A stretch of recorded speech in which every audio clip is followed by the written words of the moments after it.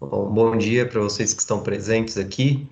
A gente vai dar início à nossa segunda aula de procedimentos especiais, tá? Enquanto o pessoal vai chegando, a gente já vai começando, depois quem atrasar assiste a gravação, tá?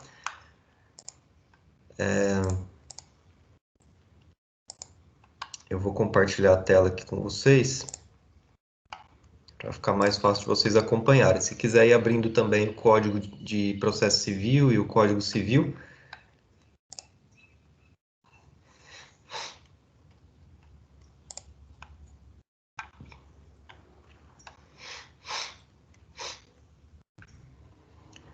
Pessoal, então vamos lá, ó. Na aula passada a gente falou mais a parte introdutória da matéria, né? E também já deu início à primeira ação dos procedimentos especiais, que foi a ação de consignação em pagamento. Se vocês tiverem alguma dúvida, alguma coisa sobre a aula passada, a gente conversa ao final, tá? Vai dar tempo aqui da gente falar todo o conteúdo e acho que ainda vai sobrar um tempinho no final para a gente conversar. Hoje a gente vai ver um outro tipo de ação que se chama ação de exigir contas. Primeiro, vamos falar um pouco sobre, né, o que é essa ação de exigir contas. Pessoal, esse tipo de processo, de ação, ele se presta a basicamente duas coisas, né? A questão da prestação de contas, duas coisas. Primeiro, de um lado, o direito do, de algum interessado, de alguma pessoa, em exigir de alguém que administra seus bens ou de alguma pessoa que é relacionada a ele, uma prestação de contas sobre os débitos, créditos que existem para tentar apurar eventuais saldos de algum valor que está pendente, enfim, e terminar, né? Geralmente terminar aquela relação jurídica entre essas partes. Então vai se apurar quem deve para quem, se é que há dívida, né? E vai se terminar essa relação, vai dar um ok judicial aí para essa situação. E do lado de quem deve prestar as contas, também existe um direito de oferecer, de apresentar essas contas, justamente para buscar um amparo judicial e, enfim, demonstrar que estava tudo certo naquela relação jurídica que ele fazia parte e ficar livre, né, de eventuais encargos futuros. Vamos continuar falando que vocês vão entender melhor do que se trata. Todo mundo que administra bens, e aqui a gente já entra no primeiro tópico, quem deve prestar contas, né? Quem deve apresentar essas contas? É todo mundo que administra bens, negócios ou interesses alheios, ou seja, de terceiros, né? De pessoas estranhas a ele. Então, isso pode acontecer de várias formas, tá? Eu coloquei aqui abaixo alguns exemplos, que não são só esses, mas são os mais comuns. E então a gente tem que isso acontece de várias formas. Então, toda aquela pessoa que exerce algum tipo de administração sobre os bens ou negócios, interesses de outra pessoa, ela é obrigada a prestar contas, tá? Isso decorre da própria lei, muitas vezes, ou em casos que não decorre da lei especificamente, expressamente, existe aí a possibilidade de exigir também demonstrado aí o interesse da pessoa em exigir essas contas. Isso vai ser feito justamente para buscar a finalização dessa relação jurídica entre as partes. Eu já vou dar exemplos para vocês. E também buscar saber se existe um saldo devedor ou um saldo credor, né? Tanto a pessoa que administra esses bens, ela pode ter um saldo a receber do valor ali de que ela está administrando, ou ela pode ter um saldo devedor, né? Talvez ela tenha que pagar alguma coisa. Então isso ocorre e primeiro, para saber se tem esse saldo ou não, primeiro precisa haver essa prestação de contas. E isso a gente vai ver que ocorre por meio de um processo judicial, tá?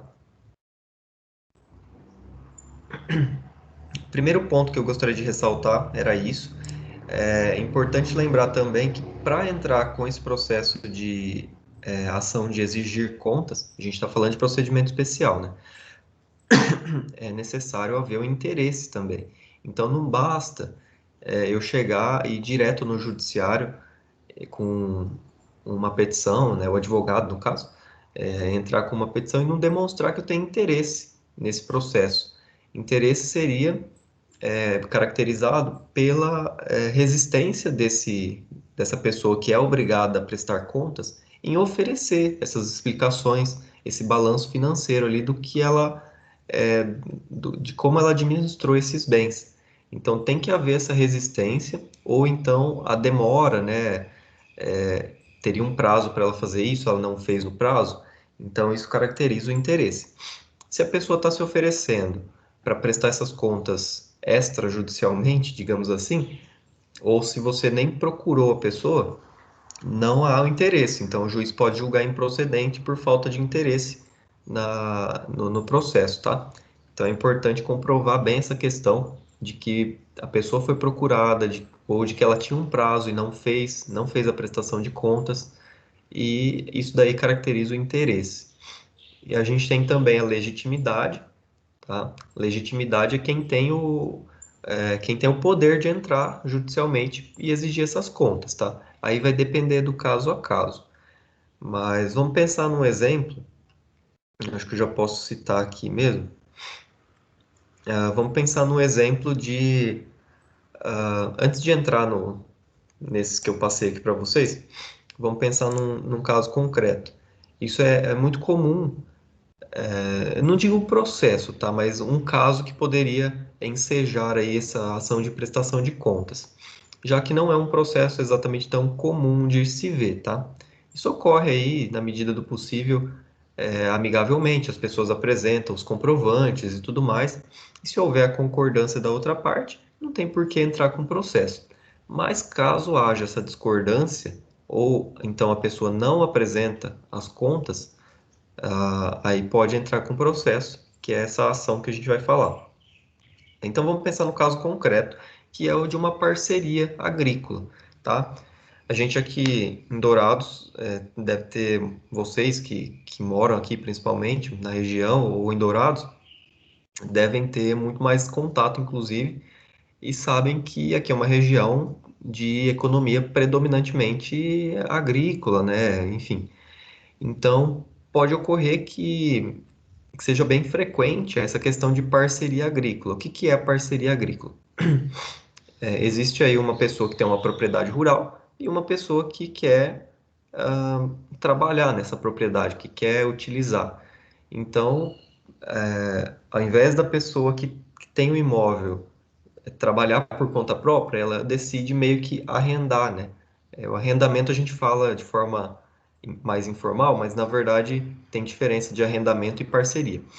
O arrendamento, a pessoa recebe um valor por mês, geralmente fixo, e a parceria não. A parceria há a divisão dos ônus e bônus, né? Então a pessoa vai receber, por exemplo, metade dos lucros, mas também vai ter que arcar com metade dos gastos. Então isso é bem comum de ocorrer, tá? É bem comum. E como que ocorre isso? Alguém dos dois vai ter que administrar os negócios ou o patrimônio do outro. Então, geralmente é quem trabalha no negócio lá no meio rural, no imóvel. Então, vamos supor, eu tenho uma propriedade e eu decido fazer um contrato de parceria com alguém de vocês. Vocês vão fazer todo o trabalho e vão repartir o lucro comigo e também os gastos. Pessoal, só um minuto.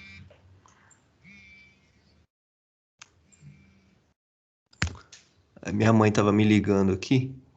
Não sei se vocês estão me vendo agora, porque eu gravo acho que tá tudo certo. Eu gravo pelo celular aqui, que a imagem é melhor do que do notebook. Acho que tá certo aqui.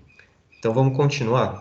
Que eu estava falando, né? Eu faço esse contrato de parceria com alguma de vocês e vocês vão ter o trabalho, vocês vão plantar algum tipo de cultura ali no imóvel rural. Vamos supor, para pastagem mesmo. Vocês vão ter um pasto com um gado e tudo mais. e eu vou tanto participar nos lucros quanto na, na distribuição dos gastos, né? Então, eu tenho que pagar metade de todos os gastos que vocês tiverem. Aí, por exemplo, vamos supor que vocês vão pagando esses valores mensalmente e no fim do ano a gente acerte esses débitos e créditos aí, né? Para não ficar toda hora tendo que ter contato e tudo mais. Então, vamos supor que seja acertado uma vez por ano, ou a cada 6 meses, ou uma vez por mês, enfim. Aí eu vou, pago o que eu devo, a minha parte, recebo o que eu tenho que receber, tá? Então, isso é uma parceria agrícola. Nesse exemplo, vamos supor que vocês que estão ali administrando meus negócios e tenham o controle ali da documentação, do que é devido, do que não é devido, vocês se recusam a fazer essa prestação de contas, né? Eu vou lá buscando receber o valor que eu tenho para receber de vocês e vocês não me passam, ou então eu discordo do que vocês me apresentaram. Isso já é caso que enseja uma ação de exigir contas, tá? Então, essa ação de exigir contas, ela vai entrar em cena neste caso. A pessoa, ela tem um direito de obter ali algumas informações, no caso, um balanço financeiro ali de créditos e débitos de tudo que foi feito naquele negócio entre as partes, e a pessoa, no caso do exemplo concreto, o parceiro agrícola, ele se recusa, ou ele demora, ou ele apresenta um valor que você não concorda. Então você pode, tem o interesse e a legitimidade de entrar judicialmente e solicitar essa apresentação das contas, tá? Então não sei se o exemplo ficou claro, mas é mais ou menos nesse sentido. Então a pessoa ela tem o direito de exigir ali os comprovantes mesmo. Geralmente a pessoa quer ver ali o documento que comprove para verificar se aquela pessoa está dizendo a verdade, se ela está apresentando aquelas contas de forma idônea, né? Se está tudo certo, ou se ela está mentindo, se ela está tentando te enganar. Então é para isso que serve, basicamente, a prestação de contas, tá? Vamos seguir aqui com os casos que a gente pode ver, que são os mais comuns, tá? Primeiro deles a gente tem, são vários, tá, gente? Não, isso daqui, ó, até coloquei a observação que não é um rol taxativo. Então, podem existir, na verdade, existem, né, outras possibilidades em legislações especiais ou nos casos concretos que a gente pode ter. A primeira delas que a gente tem aqui é o direito aqui, na verdade, o dever de prestação de contas em relação do tutor em face do tutelado. Vocês devem ter visto ou vão ver ainda em direito civil a questão da tutela, curatela, né? A tutela ela pode ocorrer, por exemplo, com o falecimento dos pais de uma criança, de um menor, e pode ser designado um tutor, né? Uma pessoa para exercer o poder familiar sobre aquele menor, né? Aquele tutelado. E essa pessoa ela vai administrar os bens daquele menor, até que ele atinja ali a idade, né, para poder administrar por conta própria, né? Nesse caso, pessoal, ó, no artigo 1755, vou até fazer a leitura aqui para vocês. 1755 do Código Civil vai dizer o seguinte, que os tutores, embora ao contrário tivessem disposto os pais dos tutelados, são obrigados a prestar contas da sua administração. Então, embora os pais desses menores tenham disposto, vamos supor, em testamento, alguma coisa do tipo, que eles não seriam obrigados a prestar contas, os tutores são obrigados por força de lei mesmo, tá? Então, eles são obrigados. Vamos para o próximo caso aqui, que é do sucessor provisório em face dos bens do ausente. Está lá no artigo 33, tá? Então, o artigo 33, deixa eu ver se eu consigo aqui.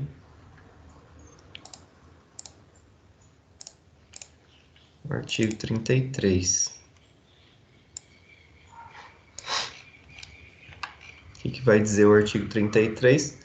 O descendente, o ascendente ou cônjuge que for sucessor provisório do ausente, isso daqui acho que vocês já estudaram, fará seus todos os frutos e rendimentos dos bens que a este couberem. Os outros sucessores, porém, deverão capitalizar metade desses frutos e rendimentos, segundo tal, é, e prestar anualmente contas ao juiz competente. Então, pessoal, vocês vejam que o artigo 33 ele vai determinar que os sucessores provisórios eles podem ali administrar esses bens da pessoa que está nesse processo aí de declaração de ausência, né? Eles podem administrar os bens e receber os frutos e rendimentos, só que eles têm que prestar contas, tá? Eles têm que prestar contas anualmente ao juiz competente. Então, lá onde está correndo o processo de declaração de ausência, eles têm que prestar contas de tudo que está acontecendo. Olha, recebi tanto, tive tanto de lucro, tive tanto de gasto, tá? Então, eu vou falar depois de como essas contas devem ser apresentadas também, mas para vocês só terem os exemplos em mente. Outro caso é do inventariante e do testamenteiro. Então, toda pessoa que ela é inventariante e testamenteiro, inventariante é aquele responsável por dar o andamento e administrar os bens do espólio. E o testamenteiro, no caso, se houver testamento, a pessoa que é responsável por também fazer essa administração. Então, essas pessoas elas também são obrigadas, isso tem o artigo 2020 e 1980, depois vocês leiam, não vou ficar lendo todos agora, mas também vai dizer que essas duas figuras aqui, elas são obrigadas a prestar contas, tá? Porque elas estão mexendo, eles estão administrando bens que não são necessariamente delas, né? Só ou só delas. Principalmente o testamenteiro, né? O testamenteiro, o inventariante ainda pode ser um herdeiro, agora o testamenteiro, muitas vezes é uma pessoa de fora ali daquela relação. Outro caso, mandatário em relação ao mandante. Então, todas as pessoas que recebem algum tipo de procuração ou algum encargo de mandatário aí, até mesmo advogado, se for ver, ele é um mandatário, né? Tem uma procuração e a gente é obrigado também, se for o caso, a prestar contas. Vamos imaginar que eu receba um valor em dinheiro de um processo, de um cliente meu, e, e por um eu tive algum gasto ou algum tipo de coisa que eu tive que abater desse valor, então se o cliente discordar de mim ou eu não apresentar essas contas, ele pode entrar com um processo também exigindo que eu comprove, né, o que foi efetivamente gasto. Até eu contar um caso que ocorreu com um colega meu, um colega não advogado no caso, né? Ele tinha um processo, não foi aqui, foi lá no estado de São Paulo, tinha um processo de indenização por danos morais. O processo correu e tudo mais, na determinada cidade, e aí o advogado falou que tinha saído a sentença, né? Tudo, na verdade, eu tinha ido para recurso lá para o Tribunal de São Paulo, e na primeira instância, o que aconteceu? Ele foi, não teve danos morais, não foi procedente, e ele foi condenado, teve sucumbência recíproca, né? Só que ele tinha justiça gratuita. Então, cada um foi condenado a pagar 10% do valor da causa, que era de 35 mil.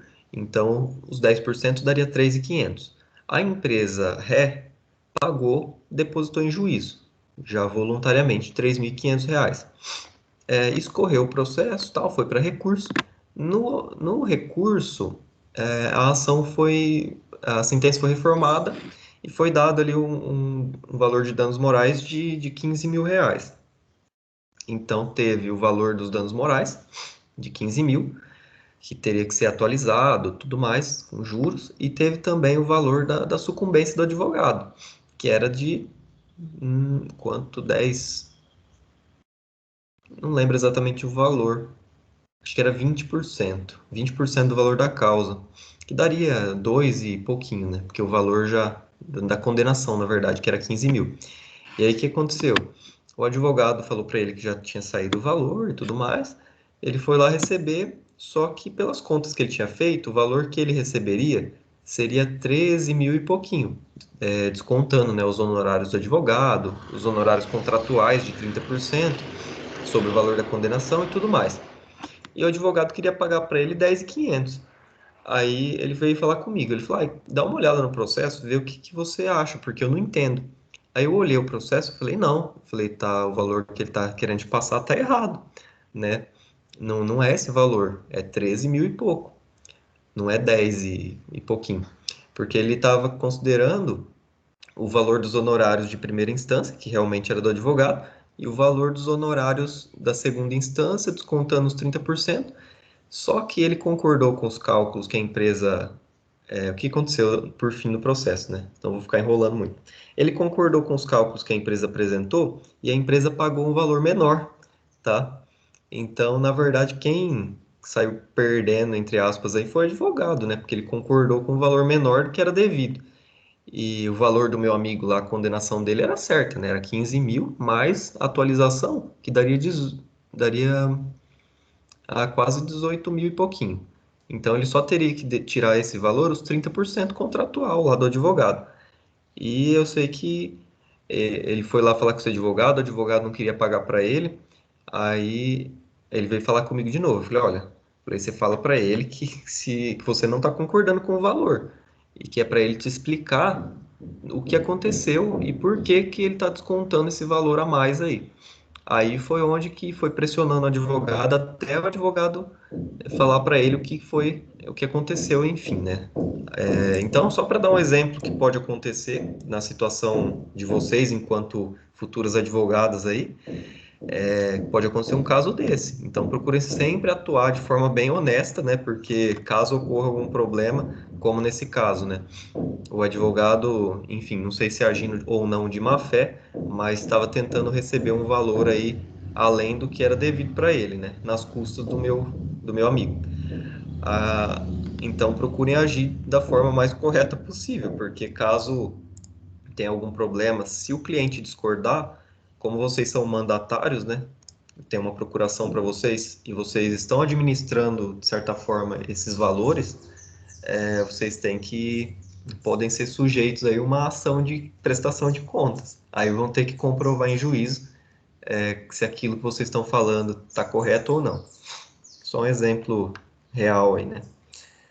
Outro caso, pessoal, um detentor da guarda unilateral dos filhos.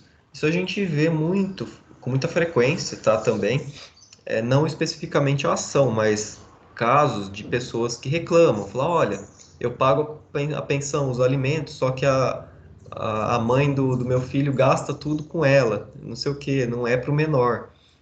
Isso é, assim, a coisa mais comum que tem, né?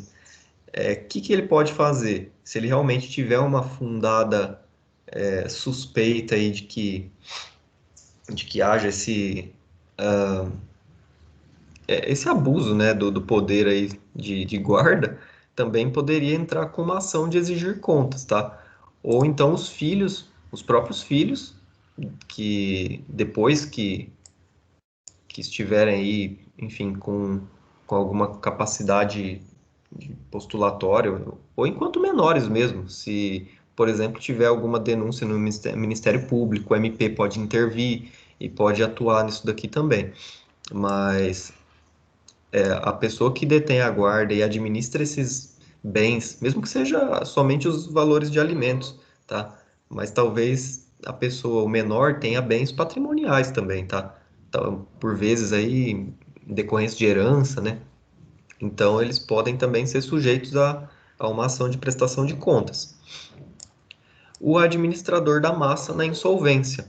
E aqui a gente está falando da insolvência civil, tá? Mas pode ser também da massa falida, né, no processo de falência.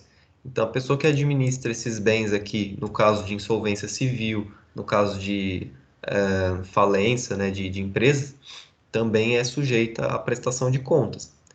Curador da herança jacente. O que que é isso? É a pessoa que é nomeada pelo juiz também para tomar conta ali daquela herança que não tem dono, né? Até que corra todo o processo para verificar e tudo mais, tem alguém que administra. O depositário judicial, aqui também, a pessoa que é nomeada pelo juiz para ser depositária, né, para guardar alguma coisa com ela enquanto corra um processo, ela também tem que prestar contas. Se ela tiver lucro, se ela tiver algum gasto, ela tem que demonstrar isso e provar isso judicialmente. Outros casos, pessoal, nos casos de sociedades, eu até depois vou acrescentar aqui, sociedades comerciais mesmo. Então, uma empresa que tenha sócios, os sócios têm direito de obter uma prestação de contas do administrador dessa empresa. Isso ocorre muitas vezes por exemplo, em empresas um pouco maiores, né, que tenham um volume, um fluxo maior de dinheiro. Então, os administradores eles sempre prestam contas, né? E aí, se houver alguma discordância, isso pode chegar às vias judiciárias. Casos também qual era o outro exemplo que eu ia dar? Da sociedade. Ah, de condomínios, tá? Casos de condomínios em que há um síndico, há um administrador também, tá? Então, ou síndico, enfim, quem administra os valores recebidos de taxa de condomínio, essas despesas, sabe, de manutenção comum, eles também são obrigados a prestar contas, e se não prestar, aí pode ter essa ação judicial. Como eu disse, não é um rol taxativo. Isso pode existir aí inúmeros exemplos, tá? Então não tem como elencar tudo que a gente pode ter aqui.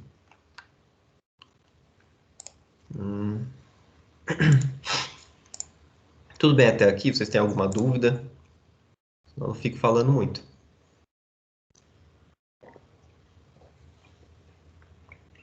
Eu acho que agora com os exemplos vai ficando um pouco mais claro, né? Porque até então eu estava, acho que ainda um pouco abstrato demais, né? Vamos então para os procedimentos específicos, né? Nessa ação de exigir contas, na verdade a gente tem duas possibilidades, né? Tanto quem tem o dever de prestar contas, ele pode querer voluntariamente o que a gente chama de dar contas, né?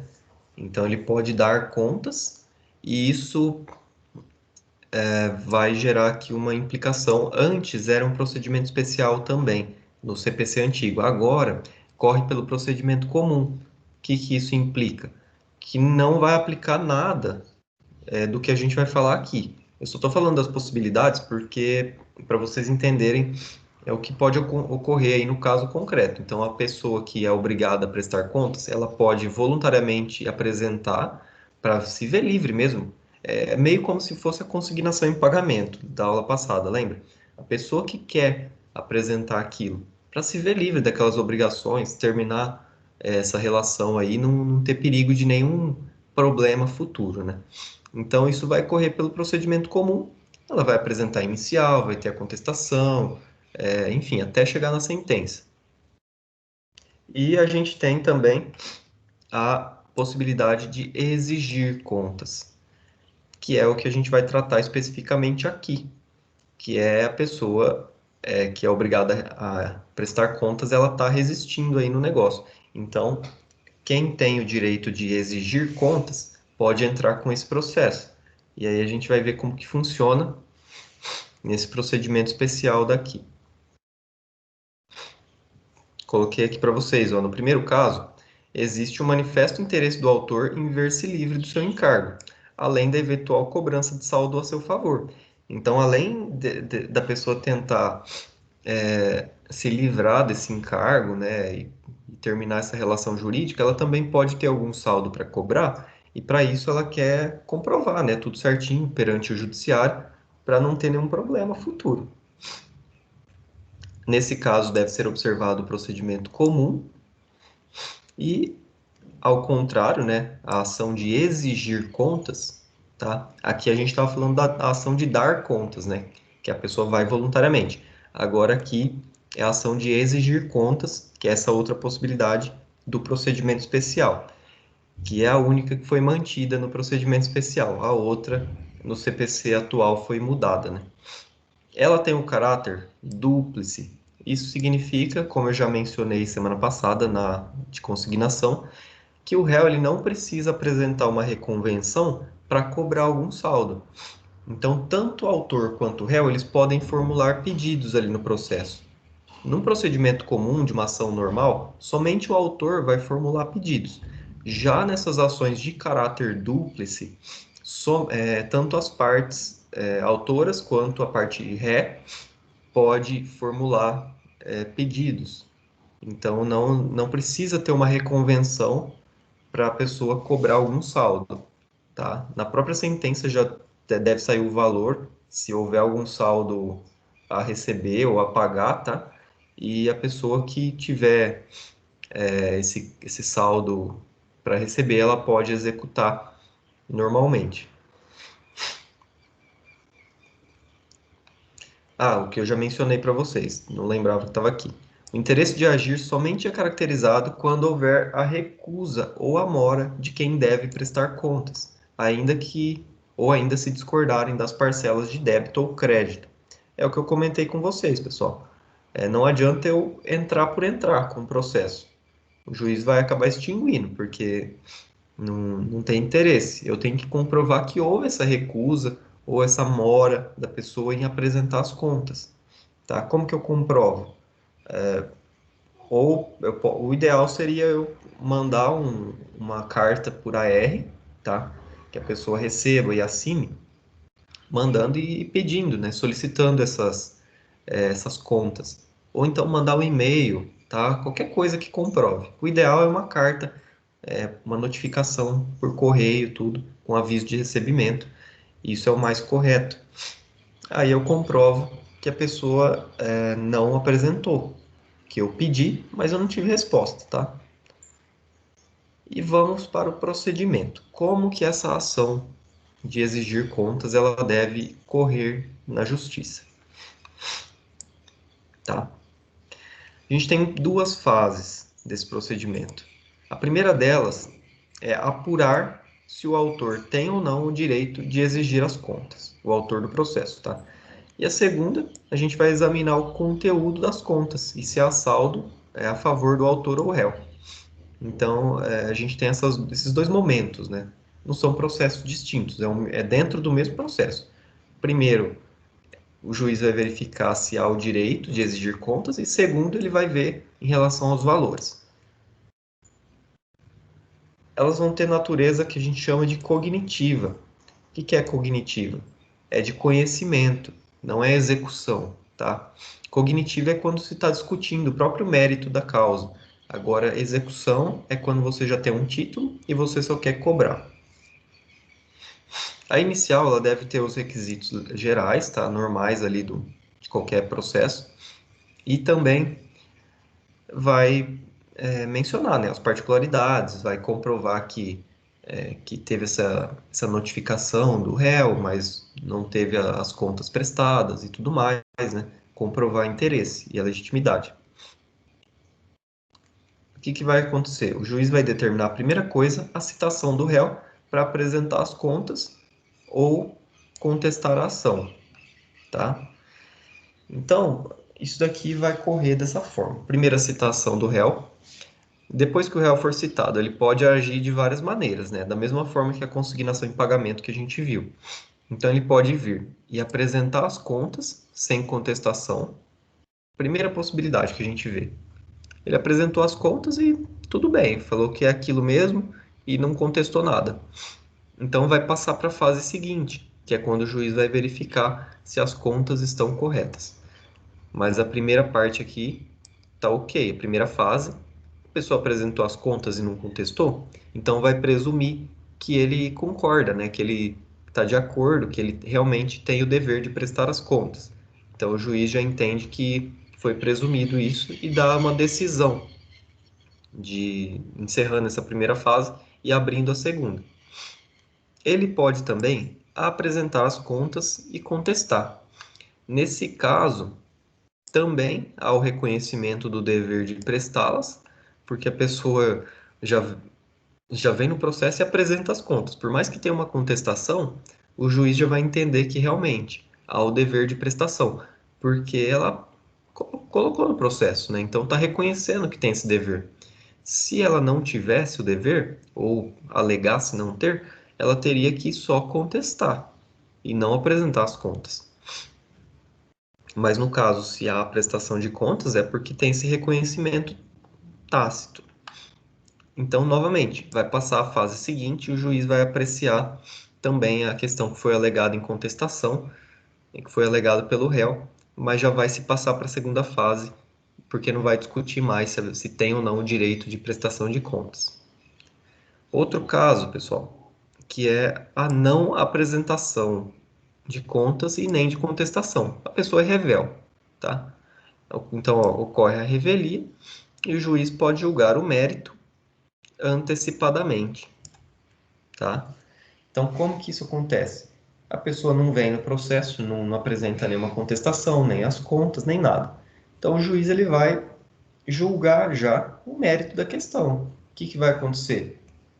Ele vai, se ele acolher o pedido ali, o direito, vai conceder o direito, aliás, vai entender que é correto o direito ali de exigir contas do autor, e ele vai proferir uma decisão acolhendo esse pedido de prestação de contas, tá? Não é uma sentença por enquanto, e ele vai conceder o prazo de 15 dias para o réu apresentar as contas, tá? Vejam que ainda tem esse prazo. Se ele não apresenta mesmo assim, ele também não vai poder impugnar as contas que o autor apresentar. Porque o que acontece? Quando o réu não apresenta, quem tem que apresentar é o autor, tá? Para realmente acabar com aquela relação jurídica. Então, se um não apresenta, o outro pode apresentar. Só que nesse caso aqui é meio como se fosse uma penalidade, né? Se ele não apresenta as contas, ele também não pode impugnar, ele não pode falar que as contas do autor estão erradas, tá? É uma, de certa forma, uma penalidade para tentar forçar esse réu que tem o poder aí, que tem em sua detenção os documentos e comprovações, tudo mais, que ele apresente as contas, né? E aí seja discutido. Mas aqui no caso, ele não pode impugnar se ele não apresentar. E por fim, a gente tem aqui o caso de que o réu vem, oferece contestação e também não apresenta as contas. Então vejam que são várias hipóteses, né? Várias possibilidades. Cada caso aí vai levar o processo para um rumo. Nesse caso, pessoal, a ação ela vai para o rito comum, tá? Vai para o rito comum, permitindo-se todas as produções de provas possíveis. Então, tanto o autor quanto o réu eles vão tentar comprovar que na contestação o que, que vai ser alegado? Primeiro que o réu não teria a obrigação de prestação de contas, tá? Ou que o autor não é parte legítima e tudo mais, não tem interesse. Isso tudo vai virar um procedimento comum, ou seja, vai ter a parte de instrução e tudo mais, até que o juiz reconheça, por meio, depois das produções de prova, ele reconheça se realmente há ou não a obrigação e o direito ali de exigir as contas. Ó, o juiz verifica se o réu tem ou não razão na recusa. Se a recusa não for legítima, ou seja, o réu está só protelando o processo, não tem razão aí a sua contestação, o juiz vai decidir e vai passar para a segunda fase, que é onde ele vai ser intimado para apresentar as contas. Então, ó, contra essa decisão que encerra a primeira fase e inicia a segunda, como é uma decisão interlocutória que resolve o mérito de alguma parte do processo, ela é atacada por um agravo de instrumento, na forma do 1015, acho que é o inciso 2, salvo engano. Então, se a decisão ela atinge o mérito, ela resolve o mérito, por ser uma decisão interlocutória, o recurso é agravo de instrumento, não é uma sentença, tá? Nesse caso. Então, vai abrir essa segunda fase do processo. Se não for reconhecido o direito do réu em prestar contas, será proferida sentença de improcedência. Aí sim é a sentença e vem a apelação, né, da parte contrária, se quiser. Por quê? O juiz vai verificar, olha, o réu realmente está com razão, ele não tem a obrigação de prestar contas. Então vai dar uma sentença de improcedência para esse processo que o autor está exigindo contas injustificadamente.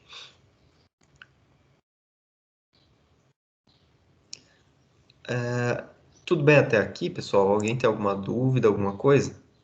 Senão a gente dá sequência para a segunda fase do processo também.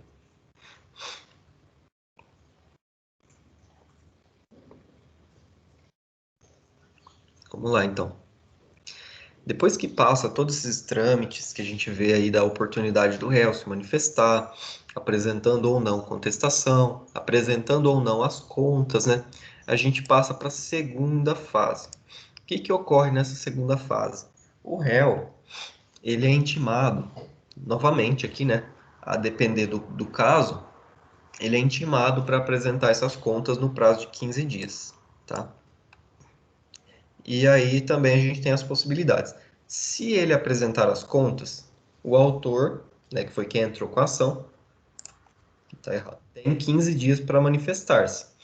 Então ele vai ter que ou concordar com as contas ou falar que está errado e apresentar algum tipo de impugnação a essas contas.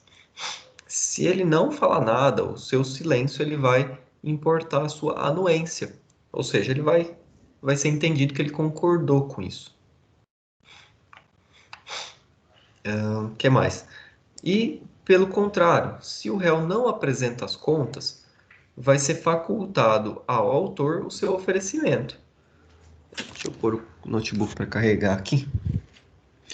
Então, o autor vai poder ter essa oportunidade de apresentar essas contas, tá?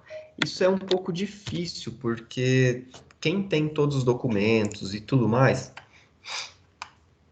na maioria dos casos é o réu, né? Que é ele, por isso que ele é obrigado a prestar contas, porque ele está administrando esse patrimônio, né? Os negócios da outra pessoa.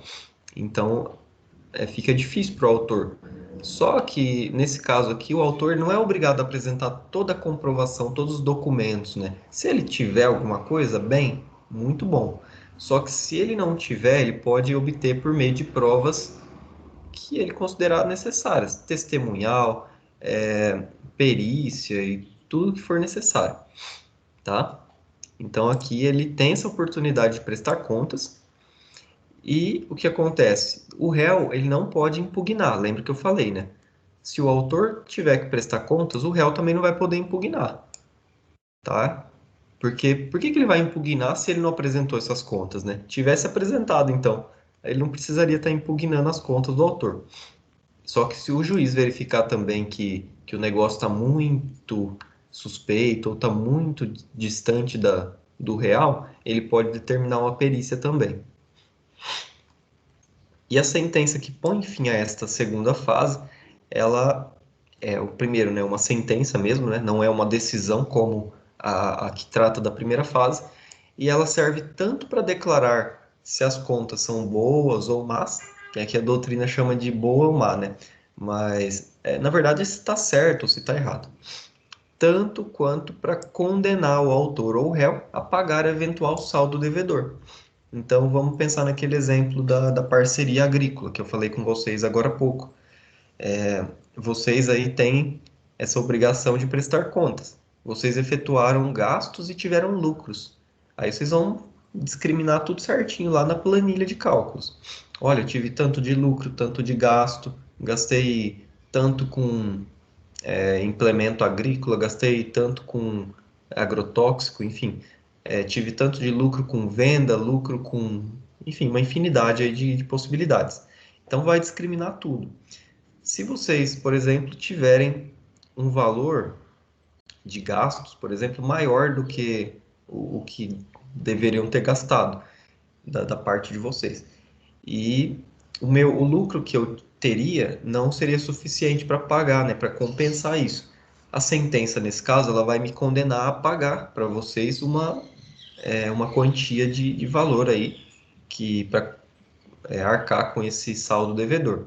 Se pelo contrário, vocês gastaram, só que isso não foi maior que o lucro que tiveram, então eu teria que ser ressarcido, eu teria que receber esse valor que é devido.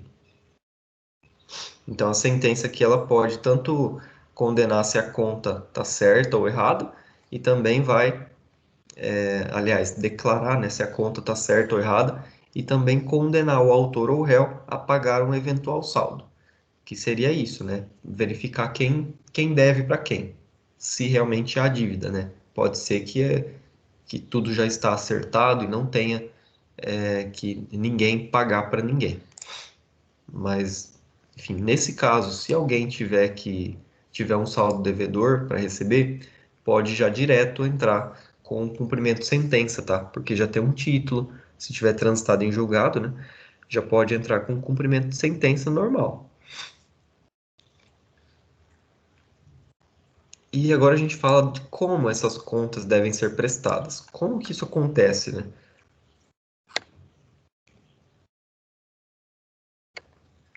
Como que deve ser feito?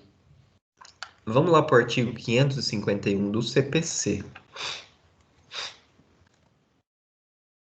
Vou ler aqui. Ó, eu esqueci de falar para vocês antes, né? Mas o que a gente está discutindo está no artigo 550 até o 553, tá? Então tudo que eu estou falando aqui tá nesses artigos. Vamos lá, então. No artigo 551 vai dizer o seguinte: as contas do réu serão apresentadas na forma adequada, especificando-se as receitas, a aplicação das despesas e os investimentos, se houver. Então tem que ter tudo isso. Não adianta eu chegar e falar, olha, o saldo credor é de 10 mil, o saldo devedor é de 13 mil. Então não adianta isso. Eu tenho que colocar o valor, todos os valores que eu tive de receita, todos os valores que eu tive de despesas, tudo que foi investido, tudo que eu tive de rendimentos, enfim, tudo tem que estar especificado, pessoal. Então é necessário que elas sejam apresentadas de forma adequada. Isso não quer dizer também que tem que ter um balanço financeiro do estilo bancário da vida também, né? Enfim, com detalhes aí que nem são necessários. Mas é preciso que tenha essa separação, né? Do que foi recebido, do que foi gasto e do que tem ainda de saldo eventual credor ou devedor, tá? Devem ser juntados os documentos comprobatórios, recibos, extratos bancários e tudo que for necessário. Se não houver prova escrita, também pode ser requerida a prova testemunhal ou técnica. É o que eu falei para vocês. No geral aqui, o ideal é que tenha prova escrita, né? Já que a pessoa que é responsável, que ela já sabe que ela tem esse dever de prestar contas, porque ela administra bens de terceiros, o ideal é que ela guarde, né, todos esses comprovantes. Pelo menos por um período aí que a doutrina diz que não tem uma pacificação em relação ao prazo de prescrição para isso, mas parece que o STJ tem decidido no prazo de 3 anos. Mas enfim, por precaução aí guarda pelo menos por uns 5 anos, né? Esses documentos, né? Arruma uma pasta lá e deixa guardado, porque se você tiver a obrigação de prestar contas, tem tudo lá pelo menos. Eu eu tenho, até hoje aqui eu fiz parte da comissão de formatura da época da faculdade, eu tenho até hoje os documentos tudo guardado ainda, porque tem o livro caixa de quando a gente recebia mensalidade, porque como ocorre a maioria das vezes, os alunos pagam direto para a empresa. Só que, isso é um bom exemplo, inclusive, de possibilidade, tá? De prestação de contas. A empresa de formatura e como ela está administrando bens, né? Negócios de terceiros, que no caso são os alunos, ela teria também o dever, se a gente for fazer essa analogia, de prestação de contas. No nosso caso, da minha turma, a gente, enquanto comissão de formatura, recebia esses valores, mantinha no banco até chegar a determinadas datas que a gente tinha que pagar direto um valor fechado, né, total para a empresa de formatura.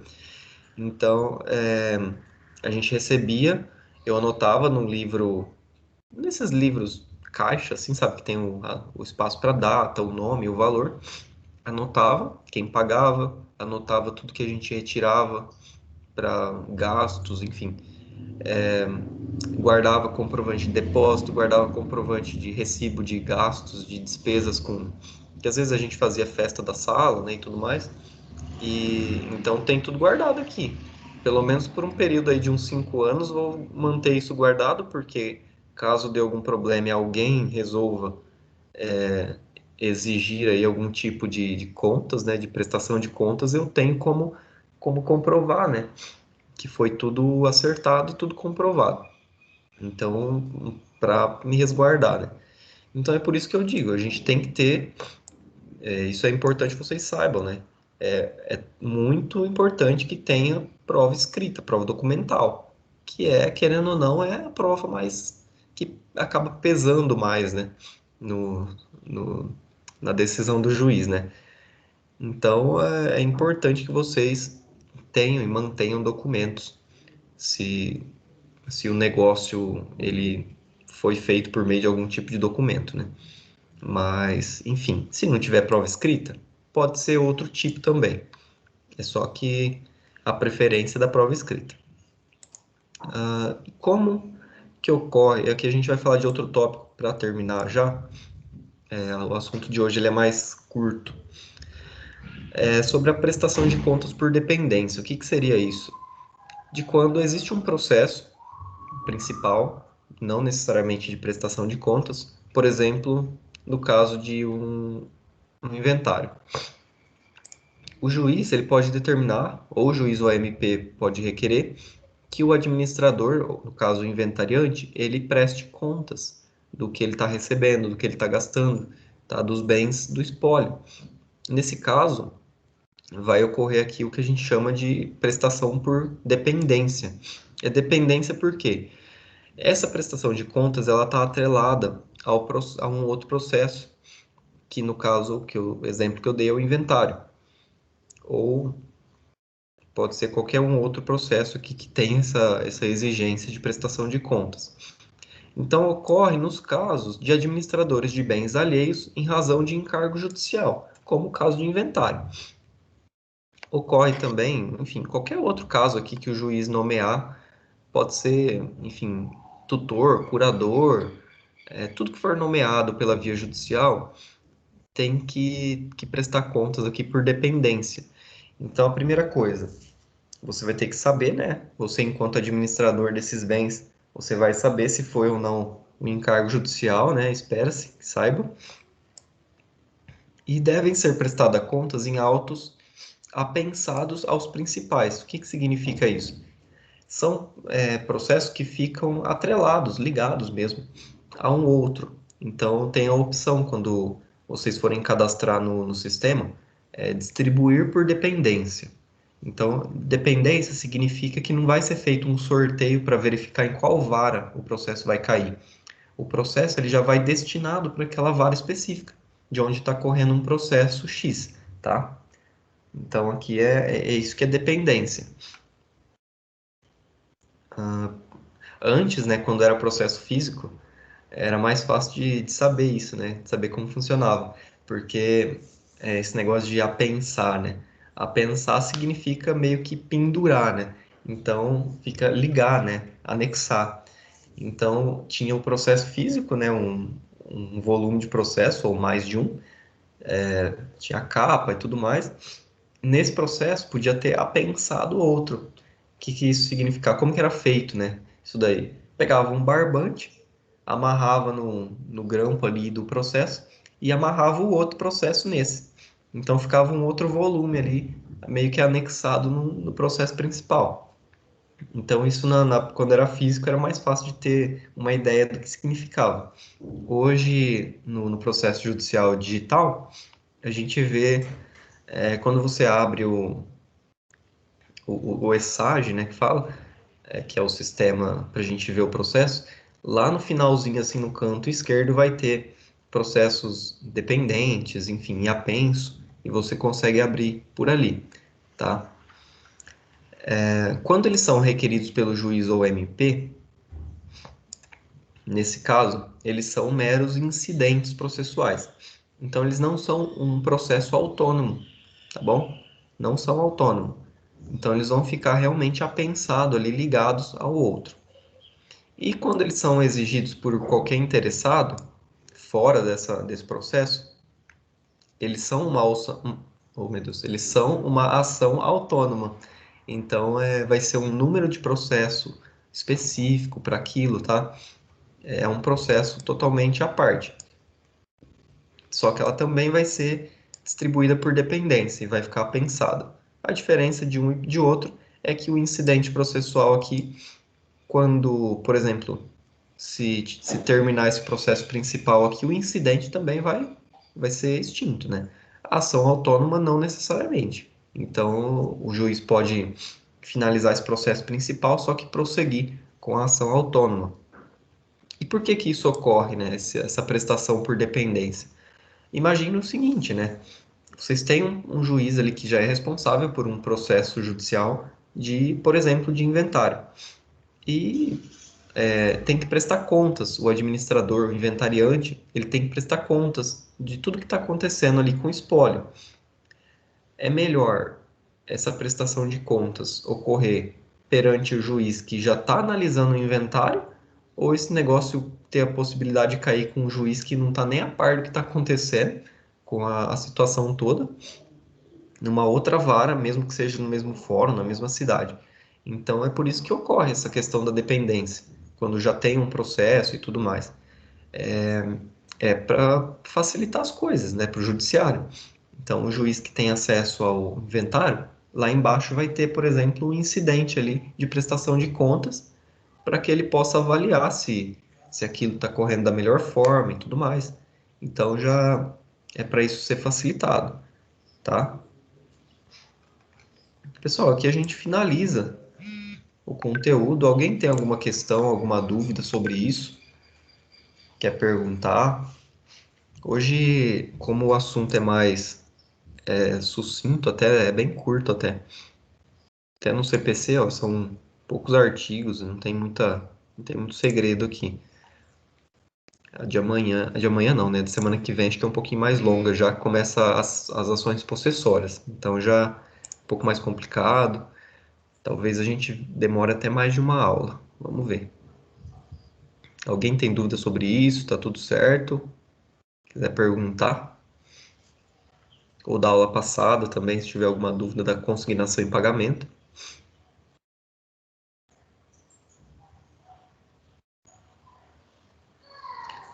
Não?